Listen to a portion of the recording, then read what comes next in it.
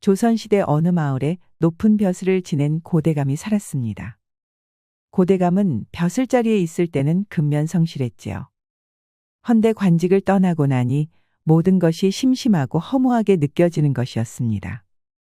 거기다 부인과의 잠자리도 영 시원찮다 보니 도무지 사는 즐거움이 없었답니다. 사는 재미가 아무것도 없구나. 명색이 이조판서까지 지낸 내가 이렇게 허무하게 살다 가야 한단 말인가.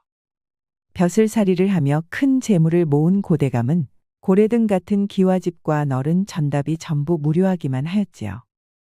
그렇게 심심함을 견디다 못한 고판서는 하루는 동네에서 유명한 기생집을 찾았답니다.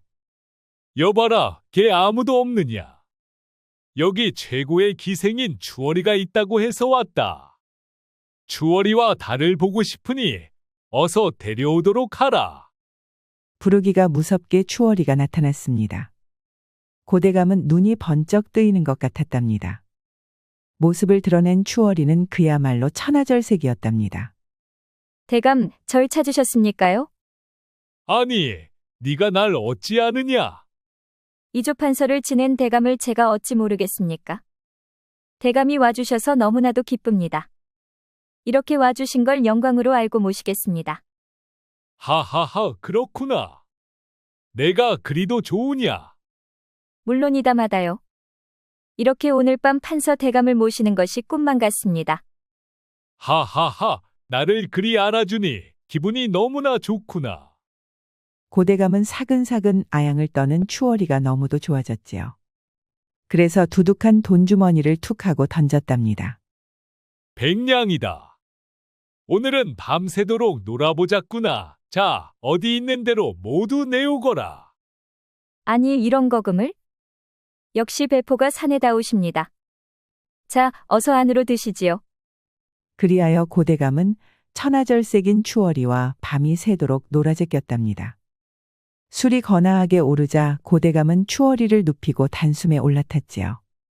아니 그런데 이게 무슨 일이랍니까? 아래에 낙지라도 들어있는지 그야말로 꽉꽉 쥐어짜는 것이 아니겠습니까? 고대감은 그 짜릿함에 정신이 나갈 것 같았지요. 움직임은 또 얼마나 부드러운지요. 추월이가 말타기를 달릴 때마다 고대감은 온몸이 정신이 아득해졌지요. 둘의 속궁합이 얼마나 좋은지 그날 밤 고대감은 황홀경을 맛보았답니다. 추워라. 내가 조정해서 이조판서까지 해봤건만 정말 인생을 헛산 것 같구나. 세상에 이런 기쁨이 있는지 내 오늘 처음 알았구나. 대감의 칭찬에 몸둘 바를 모르겠습니다. 이제 너랑 떨어져서는 한시도 살 수 없을 것 같으니 이를 어쩌면 좋으냐. 고민할 것이 있겠습니까요? 이렇게 절 자주 보러 오시면 되지요. 아니다. 네가 나 말고 다른 사내와 희덕거리는 꼴을 도저히 못 볼 것 같다.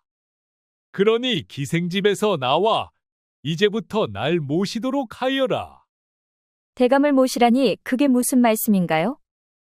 여기는 제가 마음대로 나오고 들어갈 수 있는 곳이 아니랍니다. 어허, 내가 널 데리고 가겠다는데 누가 맞겠느냐? 정 걱정이 된다면 널 첩으로 드릴 것이다. 정말이십니까? 정말 저를 첩으로 삼아주시렵니까? 어허, 나마 이런 중천금이라. 대장부가 한다면 하는 것이다. 고대감은 꽉꽉 쥐어짜주는 추월이를 다시는 포기할 수 없었지요. 안 그래도 요새 사는 재미가 없어 답답했는데 그 답답함을 추월이가 풀어줄 것만 같았으니까요. 해서 추월이는 하루아침에 고대감댁 첩실이 되었답니다. 추월이를 첩실로 맞이한 고대감은 하루가 멀다 하고 추월이를 방으로 들였답니다. 그리고는 함께 달과 별을 보며 짜릿한 밤을 보내곤 하였지요. 드디어 사는 맛이 나기 시작했던 것이지요. 하지만 그런 고대감을 지켜보며 속을 끓이는 사람도 있었답니다. 그건 바로 하루아침에 독수공방하는 신세가 된 안방마님이었지요. 젊은 기생을 첩이랍시고 들여서는 밤마다 쿵떡쿵떡 떡방아를 찧어대니 이 어찌 망측하지 않겠습니까? 그야말로 양반의 채통을 찾아볼 수 없는 추태가 아닐 수 없었지요. 어디 그뿐입니까? 추월이 그 여우 같은 계집은 고대감의 총애만 믿고 어찌나 아나무인인지 안방마님의 자존심을 와락 구겨놓았지요. 끓어오르는 분을 참지 못한 마님은 그만 잘 마시지도 못하는 술을 마시게 되었지요.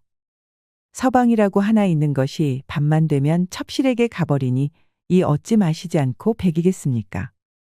해서 마님은 추월이의 방에서 들리는 끈적한 신음소리에 분노하며 영거푸 술잔을 기울였답니다. 하루는 마님이 그날도 들려오는 추잡한 소리에 화를 내며 진탕술을 들이키고 있을 때였습니다. 추월이의 방에서는 물고 빨고 비비고 차마 다 들어줄 수 없는 소리가 들렸지요. 밤이면 밤마다 내 신세가 이게 도대체 뭔지. 어휴, 청상과부 신세가 따로 없구나. 외로운 마님은 술친구 노릇이라도 시킬 겸 머슴 두호를 불렀답니다. 부르셨습니까요, 마님? 그래, 자 어서 앉거라. 오늘도 술이 땡기니 네가 내 상대를 좀 해줘야겠다. 헤헤헤, 여부가 있겠습니까요? 제가 얼마든지 상대를 해드리겠습니다. 술이라면 사족을 못 쓰는 두호는 좋아라 달려들었지요. 그렇게 마님과 머슴은 부어라 마셔라 진탕 마셨답니다. 알딸딸하게 취기가 오른 마님은 측간에 가려다 그만 휘청하고 말았지요. 그러자 두호가 날쌔게 마님을 부축해 주었답니다. 마님은 그제야 두호를 아래 위로 훑어보았지요. 두호야, 네 팔뚝이 정령 강철 같구나. 이 얼마나 사내다운 팔이로고. 팔뿐이겠습니까? 제 몸도 단단하지요. 얼근하게 취한 두호는 옷자락을 탁 풀고 탄탄한 복근을 보여주었지요. 마님은 돌처럼 단단한 두호를 보며 꿀꺽 침을 삼켰답니다. 이것이 진짜 사내의 근육이로구나. 참으로 듬직하기도 하지. 감사합니다, 마님. 시킬 일이 있으면 언제든 분부만 내리십시오. 참으로 고맙구나. 내가 네 덕에 사는 것 같다. 황송합니다요, 마님. 홧김에 술을 잔뜩 마신 마님은 두호의 근육을 보자 이성이 탁 끊어지고 말았지요. 손을 뻗어 두호의 아래를 꽉 움켜쥐는 것이 아니겠습니까? 깜짝 놀란 두호는 기겁을 했지요. 아니, 마님. 갑자기 그러시면 제가 너무 놀랍니다요. 왜 이러십니까? 가만히 있어 보거라. 그나저나 네 것이 왜 시무룩한 게냐? 마님 손에 든 두호의 물건은 시무룩하니 힘이 하나도 없어 보였지요. 아니, 글쎄 지금 너무 놀라서 그렇지요. 마님 모습이 평소와는 달리 너무 무섭고 사나워서 제가 길을 못 펴겠습니다요. 그래, 알겠다. 그럴만하지. 누가 날 보고 길을 펴겠느냐? 미안했다. 가보거라. 마님의 크게 실망한 모습에 두호는 깜짝 놀랐지요. 언제나 당당하고 아름답던 마님이 이리도 풀이 죽었으니 어찌 놀라지 않았을까요? 두호의 마음속에서 마님의 모습은 항상 자신감 있고 우아한 분이었으니까요. 해서 두호는 마님이 무척 걱정이 되었답니다. 허이구, 이상도 하다. 마님이 어찌 저리 약해지셨지? 가만히 있어보자. 내가 이럴 게 아니라 항상 마님을 지켜드려야겠다. 그 뒤로 두호는 항상 마님의 곁을 맴돌며 혹시라도 마님이 실수하지는 않는지 지켜보았답니다. 한편 마님은 요새 밤마다 술을 퍼마시고는 술주정을 하는 것이었습니다. 처음에는 넋두리나 좀 읊던 마님은 요새는 아예 지나가던 계집종의 따귀를 때리거나 머슴들에게 발길질을 하는 등 행동이 거칠어지고 있었지요. 한 번은 마님이 고대감과 추월이가 있는 방까지 쳐들어갔지 뭡니까. 그리고는 떡방아 사이로 기어들어가서 생난일을 피워댔지요. 마님의 난리에 기함한 고대감은 아예 새로 집을 하나 사들여서는 추월이와 함께 살림을 차려나가고 말았답니다. 그러던 어느 날이었습니다. 그날도 마님은 술이 떡이 되어 계집종들을 괴롭히고 있었습니다. 보다 못한 두호가 또 나서서 마님의 손을 붙잡았지요. 아이고, 마님. 오늘도 술을 너무 많이 드신 것 같습니다요. 그만 잠자리에 드시지요. 이거 놓아라. 내 팔자가 이리도 드세니 술이라도 마시지 않으면 견딜 수가 없구나. 너도 그만 나보다 젊고 예쁜 여인네를 찾아가도록 하거라. 아니, 마님, 그게 무슨 말씀입니까요? 저는 우리 마님이 세상에서 제일 아름답다고 생각합니다요. 정말이냐? 정말 그렇게 생각하느냐? 네, 그렇고 말고요. 마님은 저 달님처럼 아름답습니다요. 두호의 말에도 마님은 진정할 줄을 몰랐습니다. 거짓말하지 말거라. 그렇다면 어찌하여 날 보면서도 네 것이 시무룩한 게냐? 천부당 만부당합니다요. 자 보십시오. 그러더니 두호가 갑자기 아래를 홀랑 내리는 것이 아니겠습니까? 두호의 것은 아주 웅장하고 단단하게 서 있는 것이었지요. 마님은 두호의 단단함에 입만 떡 벌렸답니다. 마님이 보고 싶은 것을 보셨으니 이제 어떻습니까요? 이래도 제 마음을 믿지 못하시겠습니까? 하지만 마님은 이미 두호의 말이 귓가에 왱왱댈 뿐 제대로 들리지 않았답니다. 술이 알딸딸했던 마님은 두호의 것을 보고는 온몸이 달아올라 견딜 수가 없었지요. 그리하여 두 손을 뻗어서 두호를 사랑스럽게 어루만지고 말았답니다. 마님이 사근사근해지자 두호는 오히려 더 용감해졌습니다. 단숨에 마님을 눕힌 두호는 거칠고 단단하게 마님의 외로움을 달래주었답니다. 마님은 두호와 가까워진 후 불만이 눈 녹듯 사그러들었지요. 그 이후로 마님은 매일같이 두호를 불러서는 온몸을 불사르도록 위로를 받았습니다. 두호도 평소 좋아하던 마님이 기운을 차리자 너무나도 기뻤습니다. 그래서 더욱 더 힘을 쓰며 마님을 달래드렸지요. 덕분에 마님은 점점 더 표정도 좋아지고 하인들을 괴롭히는 일도 없어졌답니다. 그러던 어느 날이었습니다. 두호가 평소처럼 열심히 마님을 위로하고 있었습니다. 마님은 집안이 떠나갈 듯 몸을 흔들며 즐거움을 누렸지요. 정말이지 그 단단한 것에 마님은 홀릴 지경이었답니다. 아니 그런데 이게 무슨 일이랍니까? 도통 집에 들리지 않던 고대감이 갑자기 들이닥친 것이었죠.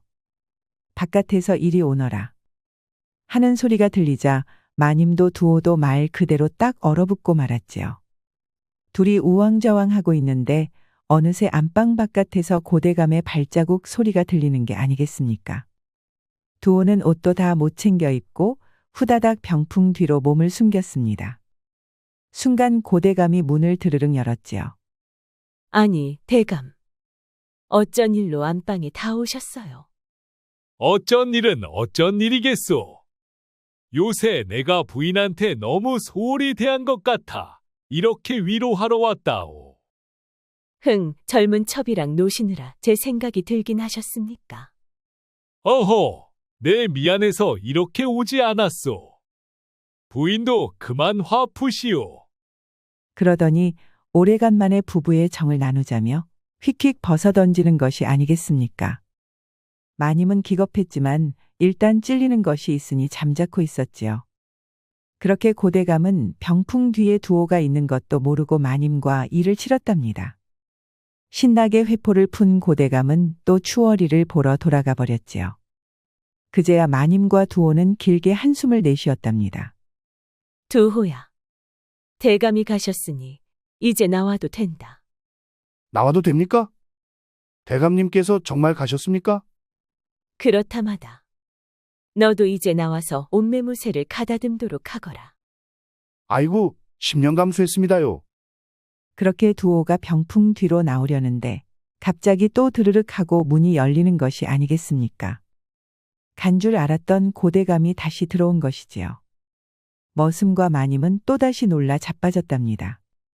부인, 내가 깜박 잊고 고쟁이를 두고 갔소.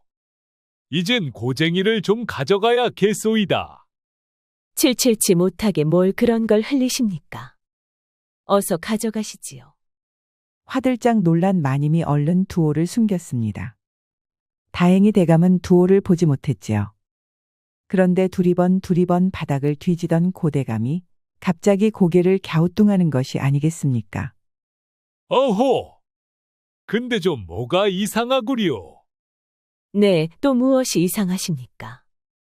아까 내가 고쟁이를 떨어뜨렸는데 이건 내 고쟁이가 아닌데. 이건 아주 시큼한 게 땅 머슴 놈들이 쓸 물건인 것 같소. 아니 이게 무슨 일이랍니까? 급하게 입던 두호가 그만 고대감이 떨어뜨린 고쟁이를 입고 말았던 것입니다. 그러니 바닥에 두호의 고쟁이가 고스란히 떨어져 있던 것이지요. 이게 무슨 조화인지 모르겠군. 혹시 부인, 이 방에 나 말고 누가 다녀갔소? 마님은 사색이 되었지요. 이러다간 꼼짝없이 병풍 뒤에 두호가 들킬 것만 같았으니까요. 해서 마님은 잽싸게 머리를 굴렸습니다. 다녀가긴 누가 다녀가요. 그건 제가 걸레로 쓰려고 가져다 둔 물건인데 왜 걸치려고 하십니까? 아무리 봐도 이건 고쟁이인데. 고쟁이라니 무슨 소리예요. 그건 계집종들한테 남는 헝겊을 좀 가져오라고 해서 갖다 둔 걸레입니다. 종들이 제대로 빨아두지 않은 것 같습니다. 아, 그렇구려. 난 또 뭐라고? 하마터면 걸레를 고쟁이 대신 입고 갈 뻔했네 그려. 그러길래 조심하시지요, 대감. 허헛, 그나저나 내 고쟁이가 도대체 어딜 갔나? 추월이한테 흘리고 온 거 아닙니까? 거참 주책맞게 옷가지를 흘리면서 어딜 그렇게 다니십니까? 고대감은 마님의 타박에 어깨를 으쓱하면서 돌아갔지요. 이번에야말로 완전히 고대감이 가버린 것을 확인한 마님은 크게 한숨을 내쉬었답니다. 마님은 병풍을 두들기며 두호를 불러내었지요. 갔다. 이번에야말로 정말로 갔으니 나오거라. 아이고, 마님 다리가 후들거려서 도저히 못 나오겠습니다요. 그냥 저 이 병풍 뒤에서 먹고 자고 하면 안 되겠습니까요? 멋이 어째? 이게 다 네가 고쟁이를 잘못 입어서 난 사단이란 말이다. 두호가 앓는 소리를 내자 화가 난 마님은 두호의 고쟁이를 확 잡아당겼습니다. 갑자기 아래가 당겨지자 그것이 끊어질 듯 아파온 두호는 꽥 비명을 질렀지요. 그리고는 마님에게 질질 끌려 나왔답니다. 아이고, 이거 마님 때문에 제 아래가 불이 나겠습니다. 살려주십시오. 한 번만 살려주십시오. 그렇게 두호는 마님 방에서 쫓겨났답니다. 하지만 그 뒤로도 마님은 외롭거나 쓸쓸할 때면 두호를 찾곤 했지요. 두호도 마님이 부르면 조아라 달려와서 고쟁이 속에 그것으로 마님을 위로하곤 했답니다. 하지만 둘은 예전보다 훨씬 조심하면서 혹시라도 고대감의 화를 부르지 않도록 노력했답니다. 한편 고대감도 집을 지키는 마님에게 미안해하며 일주일에 한 번씩은 꼬박꼬박 마님을 찾았지요. 그렇게 마님과 고대감은 부부의 회포를 나누곤 했답니다. 추월이 덕분에 건강해진 고대감은 마님도 퍽이나 즐겁게 해줄 수 있었죠. 그리고 그럴 때면 항상 두호는 병풍 뒤에 숨어 둘을 지켜보았답니다. 혹여 들킬까 말까 조마조마한 그 재미에 푹 빠져버리고 말았던 것입니다. 그렇게 이 기묘한 종과 주인의 관계는 오랫동안 길고 행복하게 계속되었다고 전해집니다. 옛말에 이르길 복지심령이라 하여 행복이 오면 머리가 지혜로워진다고 하였습니다. 불행했던 마님의 삶의 행복이 찾아오니 그 지혜와 꾀가 비상해진 것이 이를 두고 하는 말인가 싶습니다. 우리도 늘 행복한 마음을 가짐과 동시에 고난을 이길 현명함을 갖추도록 해야겠습니다. 우리 영상을 시청하신 모든 분들께 행복이 가득하길 기원하겠습니다. 구독과 좋아요, 알림 설정 부탁드려요. 이후에도 재미난 이야기가 많이 준비되어 있으니 다른 영상도 꼭 보러 와주세요.